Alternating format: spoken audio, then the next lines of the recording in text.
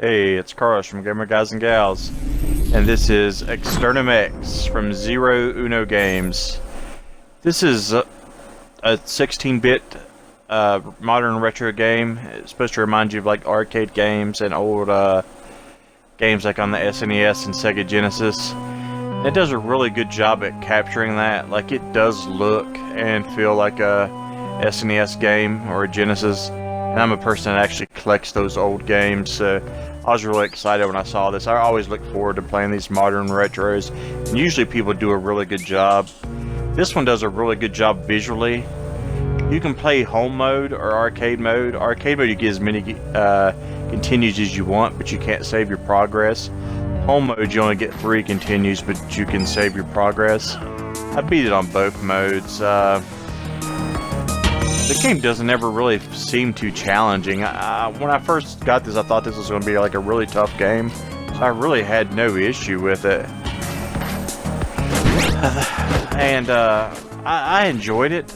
But I will say this, and I hope I don't say it too many times, because I recorded this video once and I found myself saying the same thing over and over, that this game just feels really repetitive.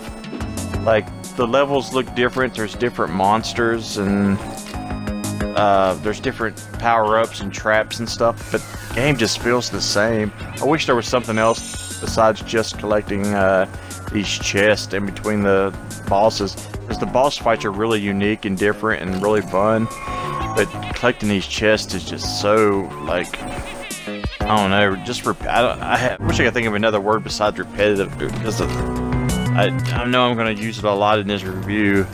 Like, this seems like this game would be in a better multiplayer game, like playing with a friend trying to get the most chests or something like that, than it does like a single player game, because it feels like you're just doing the same thing every level until you get to the bosses.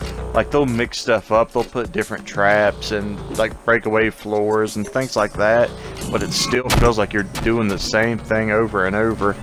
Here's the cool boss though, like the first one.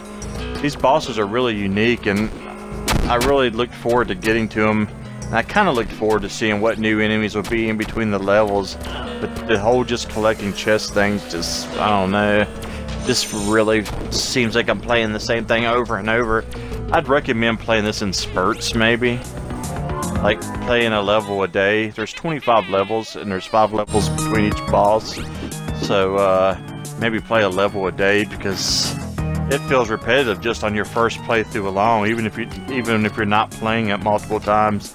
That's another reason I just don't see much replay in this, because you're gonna feel like you've been playing the same thing forever on the first playthrough alone. See, here's a power-up. You can shoot like lightning balls, but there's also like warps that'll take you from the top of the level to the bottom. Once you get all the chests, you go through these portals, and that's what takes you to the next level. And this is the map in between them. It kind of gives you a ghouls and goblins, or ghosts and goblins type feel, like, and look. I just wish it had that kind of adventure in the leveling, because it just doesn't feel like that. It feels like, I wish I could think of something to compare these levels to. You'll see like a lot of new enemies like here, like these little slugs and pods and stuff that you have to break, and there'll be things that shoot at you, and it changes a little bit as far as the level, but I don't know, it's still just jumping on the same platforms over and over and grabbing the same chests over and over. It just feels like a chore, and it just isn't that fun. I'm not saying it's a bad game, it's not worth your time. If you like retro games, you're definitely going to enjoy this, and it's definitely worth your time, but I just don't think I see it as something that you're going to play more than once. There is a leaderboard. Maybe if you like being a speedrunner and you like being on top of leaderboards, you might advance more time into it. But it's just someone that likes to play, sit down and play a game. I don't see you sitting down and playing this very much. This right here is a cool boss fight though. This is the second boss. I like to hear what other people think about this, because I was really excited for this, and I feel kind of let down, and maybe that's why my review seems like I'm let down and I'm not real excited about it, maybe, because to look at it, it just looks like it's going to be something amazing, and then it was just so simple and uninspiring. But see, here's like platforms and some different monsters. Yeah, let me know what you think about it. I would like to hear other people's opinion. I haven't really heard anybody talking about this. It's worth your time if you like retro games, though.